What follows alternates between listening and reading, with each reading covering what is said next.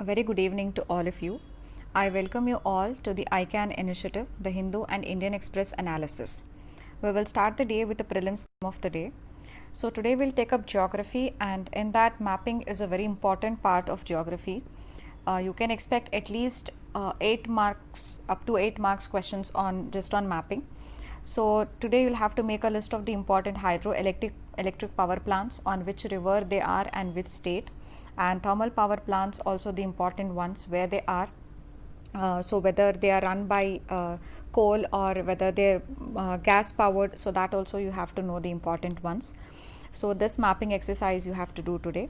And also last week I had promised that I'll do a video on Prerayati channel related to the mission Karmayogi. So I have done that analysis and I have shared that video on Prerayati, so you can go through that. So now let's start with the topics of the day. Let's start with the first topic of the day, which is related to the functioning of the parliament.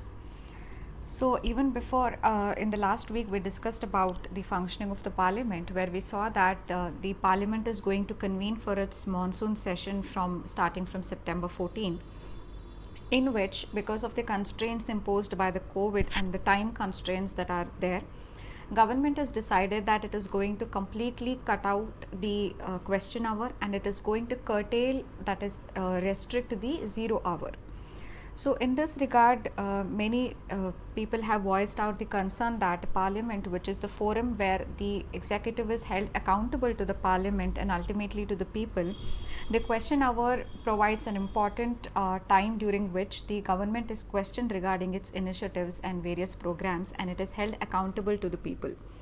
So by restricting the 0 hour and completely cancelling the question hour, this accountability of the government to the parliament and ultimately to the people is getting diluted.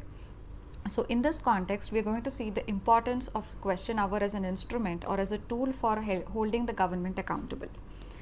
So in this case, the first important thing about the question hour is that first it deals about every activity of the government, whether this activity is related to the domestic affairs of the government or related to its foreign affairs. Everything is discussed in the parliament.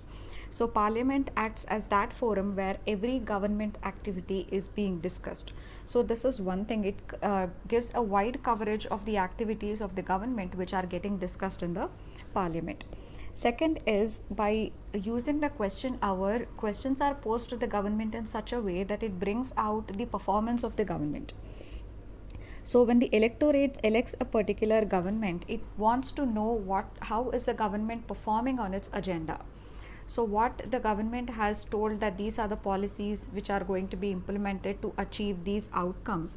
So when the government is questioned in the parliament, the electorate comes to know what has been the performance, what has been the track record of the government on its various promises, whether the government has performed well on its promises or it has fallen short. So it's kind of analyzing the performance of the government in action. That's what happens in a question hour. The third important thing about this is that it elicits information from the government which is very precise, which is very pointed and specific, because the questions asked during the question hour are related to one particular issue which is of public importance. So that is what happens in a 0 hour and question hour. In the parliament, the members get an opportunity to pose questions to the government on matters which are of public importance. So the information that is elicited from the government during the question hour is related to some specific pointed issues, and the debates that happen or the questions that are raised are confined to one issue. So this provides us a good amount of information from the government, and because the government knows that such questions may come to the government and it will have to respond to such questions, it keeps the government on toes that these may be the information which we need to be prepared beforehand, so that when the questions come we can answer that in the parliament. So the fact that these questions are asked on specific confined issues in the parliament during the question hour and the 0 hour, it keeps the government on toes. So this is one of the advantage, that it keeps government on toes. So it is always ready, it is always on that active mode to answer the questions. The fourth thing is that because of this, the information that is collected during the question hour and various the information that the government gives out during the question hour, it can give rise to a lot of informed debate that can happen within the parliament. So that forms the basis for informed debates within the parliament, and these informed debates will later on go on to develop into inquiries, and even it might lead to exposing of some administrative scandals as well. One classic example of this was the Mundra scandal. So when informed debates happen in the parliament, whenever such question is posed during the question hour and 0 hour, such discussions and based on the answers given by the government, there might be informed debates and discussions that happen in the parliament, and this might ultimately lead to uncovering of an administrative scandal. So that is how some scandals and corruption scandals are also unearthed used during the debates that happen in the parliament. So this is another reason why the question hour is very important. So these are the four main reasons which talk about the importance of this instrument of question hour in the parliament, and the importance precisely explains why this question hour as an instrument should not be diluted, because that is a very potent tool to hold the government accountable to the people. So this is the importance of question hour. Now we'll move on to the next topic.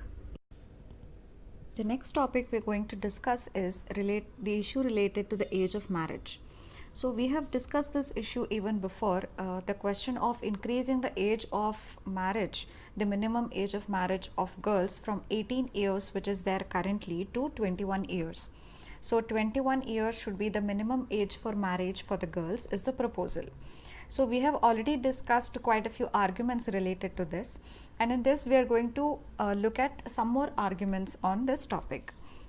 So we are going to see the cons of this proposal, that is, why is it a bad idea to increase the minimum age of marriage for girls to 21.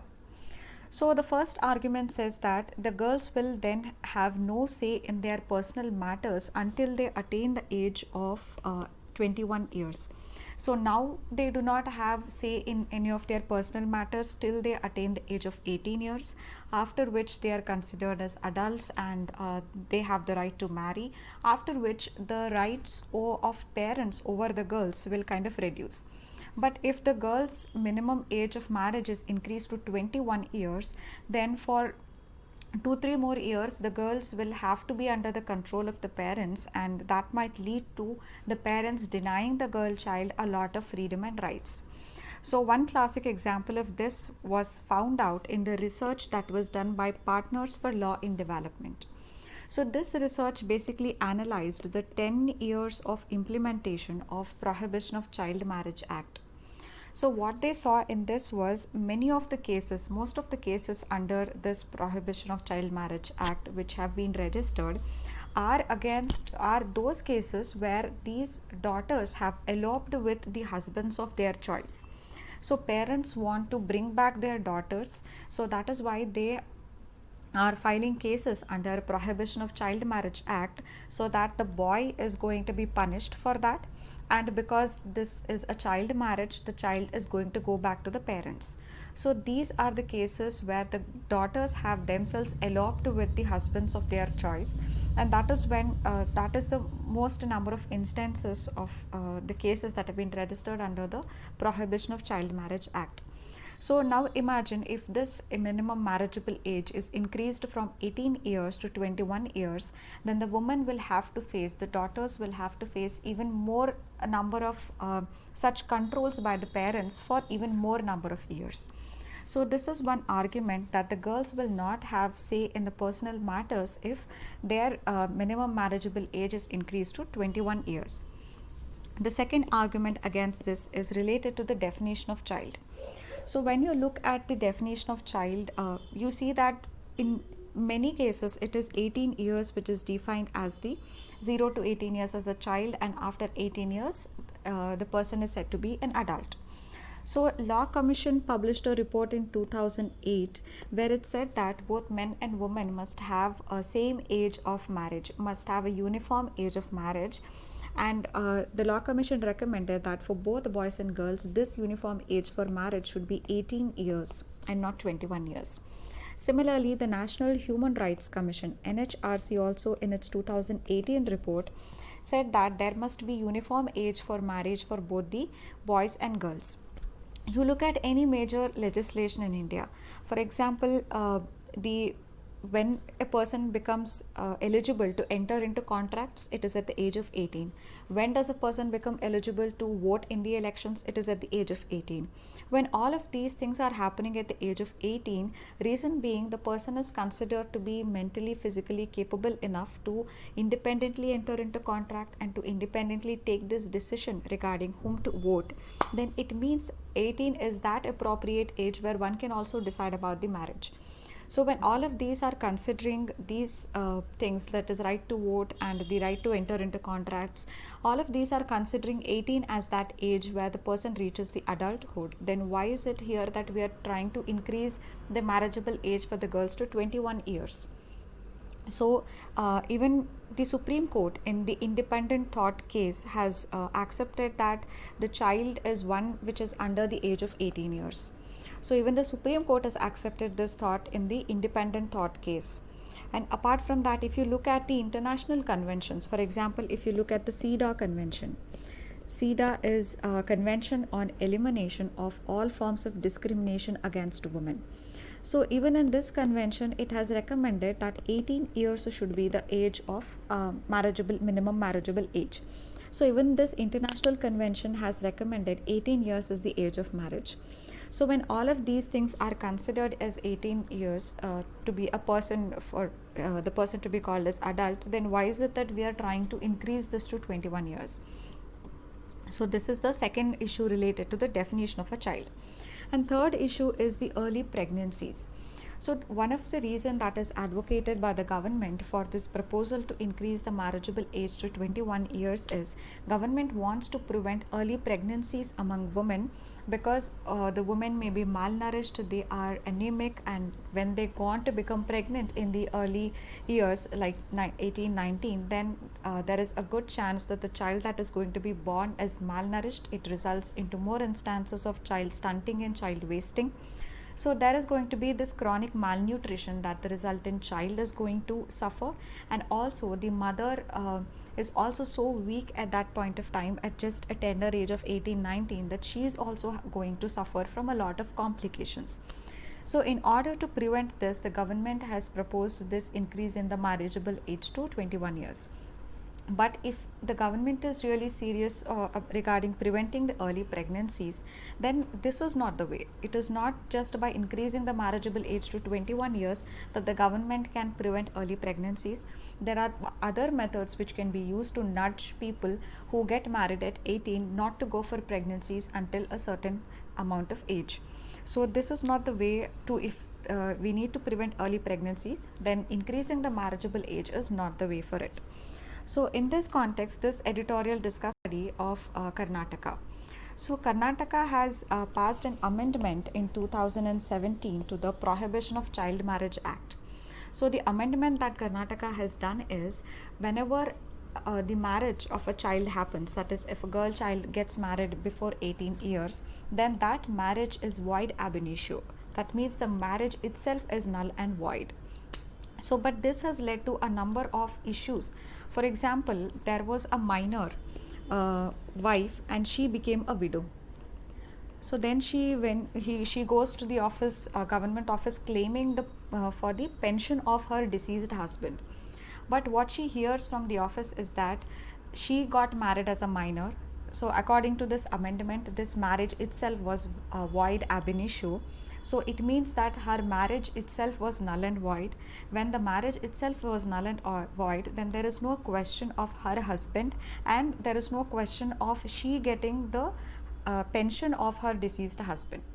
So what this meant is, this law was trying to prevent a child marriage. But what actually ended up happening was that In spite of this prohibition, this minor child did get married, and at the same time she is also deprived from all the entitlements, all the matrimonial entitlements, from her right to inheritance, from her right over the marital home. So all these rights, the right to get the pension of the deceased husband, she is deprived of all these rights. So just by declaring that the child marriage is void ab initio is not going to solve the problem. The child still got married when she was a minor. At the same time, she was she was deprived of all the rights of a that comes with a marriage. She was even denied the pension of her deceased husband.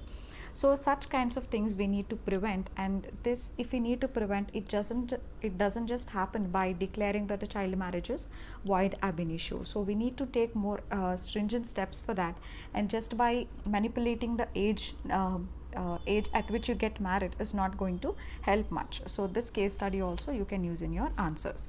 Now we move on to the next topic. This is related to the startup ecosystem and is a very small topic that we are discussing, and it's a part of your GS3 syllabus related to the economy, industrialization, the evolving startup ecosystem, and so on. So what this says is that RBI has now issued new norms or new guidelines for its priority sector lending.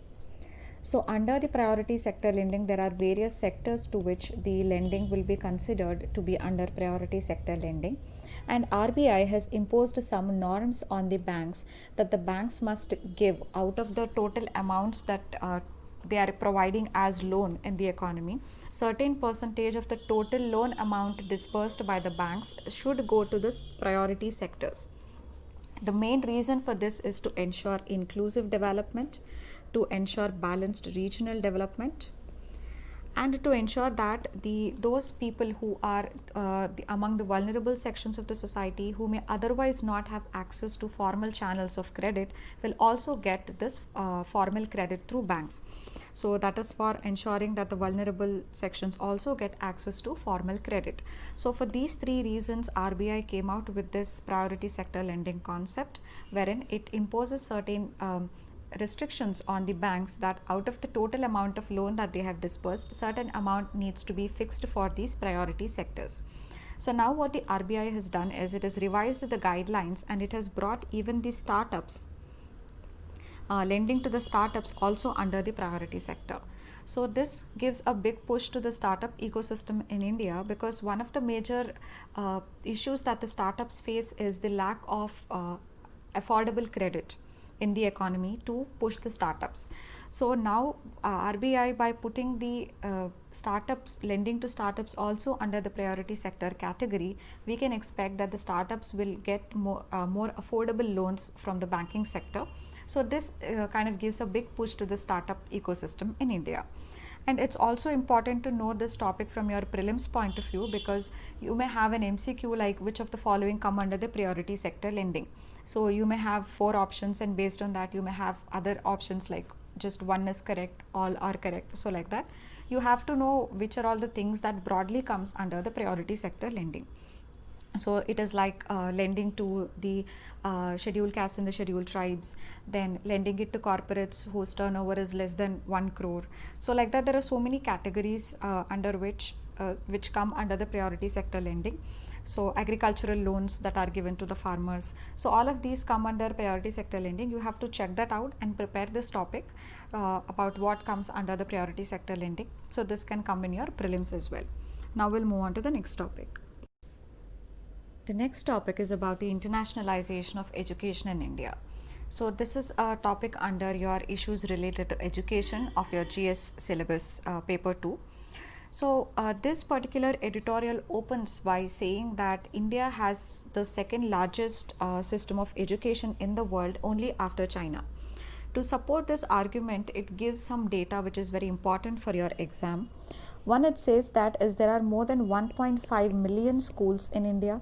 There are more than 40,000 colleges in India, and there are more than 720 universities in India.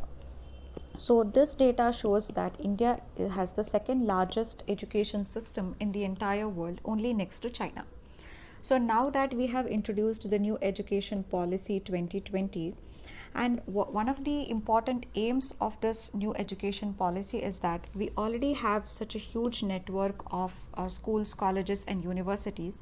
We want to further increase the base of the Indian education system by inviting and by promoting the foreign universities in India. So we want many of the foreign university to have their offshore branches and presence in India. So this whole editorial is about an analysis of the pros and cons of having the foreign university campuses in India. So that amounts to internationalization of education, because we are inviting the foreign universities and they are going to have a presence in India.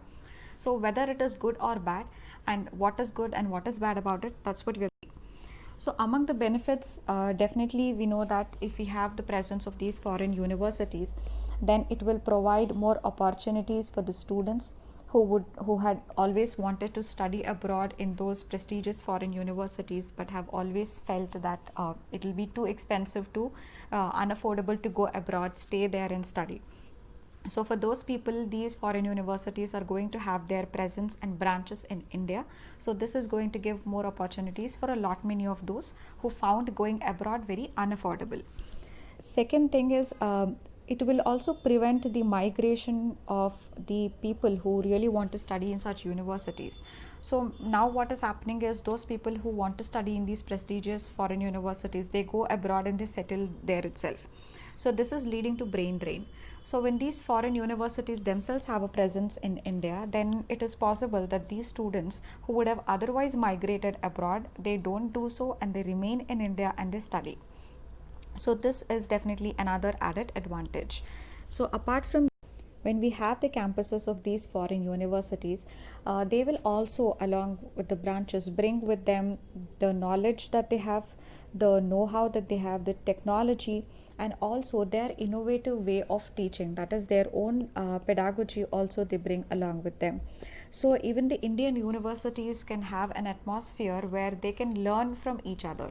So there can be a healthy competition between the foreign universities and the Indian universities, and Indian universities will get a lot to learn from these foreign universities regarding their technology, their knowledge, and their innovative method of teaching. So all of these advantages the Indian universities are going to get, and this is going to spur improvements domestically also in the Indian universities. But at the same time, there are several demerits when we talk of these foreign universities opening their branches in India. First is, those who are cautious about this, they say that this is going to make higher education more unaffordable. So even if these foreign universities are opening their, having their presence on the Indian soil, education in these foreign universities is definitely going to be extremely unaffordable to a large section of our population. And when this becomes unaffordable to a lot of students who are aspiring but are unable to afford, this is further going to accentuate and widen the gulf, and also widen that hierarchy that is there in the Indian education system, that is those who can afford and those who cannot. So it is going to widen that gulf between the haves and the haves not, those who can afford and those who cannot. So this is one of the important demerits regarding the presence of the foreign universities in India. The second important demerit is, now imagine the foreign universities opening their offices, their branches in India. Then the cream of the meritorious students, they would all scramble for going to these foreign universities. So when they all go to the foreign universities, then what will the Indian universities do? So this can be a possible scenario where there is a scramble for the meritorious students. They scramble for these foreign universities, and the lion's share of the cream of the meritorious students are going to go for the foreign campuses. Then what about the Indian universities, and what about the campuses of the Indian universities? So this is one thing that we need to think about. The next important demerit, or let's say limitation, is when this policy was announced, the NEP was announced, it clearly said that India is going to attract those universities from those universities globally to have their presence in India, which appear in the top 100 of the QS ranking globally of the higher educational institutions. So if we are trying to attract just those universities globally who appear in the top 100 of the QS rankings, then that is not that really does not reflect the quality of the universities, because some of the world class institutions, for example the Max Planck Institution, the Max Planck Institute is one of the very reputed world class institute, but it does not participate in any world rankings, not just the QS rankings, but in any of the world rankings. The Max Planck Institute does not even participate. Then does it mean that these globally world class institutions, just because they don't participate in the QS rankings, will not be invited to India to have their offshore presence? Because the policy clearly states that we will invite foreign universities, especially those who have who appear in the top 100 of the QS rank list. So that in such case, such world class institutions like the Max Planck Institute, we wouldn't be inviting them just because they are not participating in any of the world rankings. So this is another concern. The next concern is about the quality of these rankings itself. So there are many doubts over the quality of these rankings and the methodology that is used, the quality of data based on which these rankings are announced. So there is this literature, this entire body of literature which is actually criticizing these world rankings and the way they have been computed. So in that case, if we are relying on the QS time rankings and we are deciding based on this rankings who is going to have an offline presence in India, then that again is a demerit, is a limitation.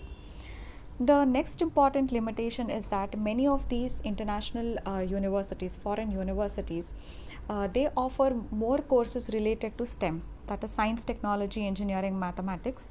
So why? Because they have a greater market value. So the courses that they offer in humanities and social sciences is very few and far. So in such a case, when they have an offline presence in India, then it is possible that these foreign universities may offer only STEM related courses, in which case courses related to humanity and social sciences may take a back seat. So this is also another concern. And the last concern about their presence in India is the way India envisages its national education policy is where you have the skill education integrated with the vocational education. That has been the vision of the NEP. So whether these international players, are they willing to integrate the academic education with the vocational education? Will they really be able to understand the vision of NEP is another question that gets raised in this debate. So these are the various arguments for the merits and demerits of internationalization of education or having the foreign universities presence in India. In fact, there was a question on this, that is, what is your view about the presence of foreign universities in India in, I think, in 2014, I think in 2013 mains there was a question on this specifically. So this topic is important and you should know the various dimensions of this. So now let's see, these were the other topics that weren't really important from the exam point of view. This is banning of the Chinese apps, again nothing much, and discussion related to militarization of Quad. So Quad as a topic we have already discussed in detail and there was nothing new development in this.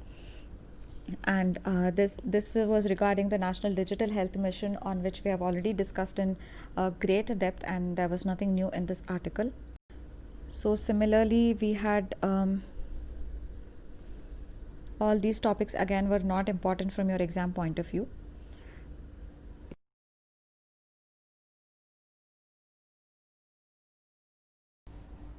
So this is the prelims question based on current events. You have to tell about the Red Atlas Action Plan map. So what is it and who prepares it? So all the details related to Red Atlas Action Plan map you have to know. So that's it for today. Thank you.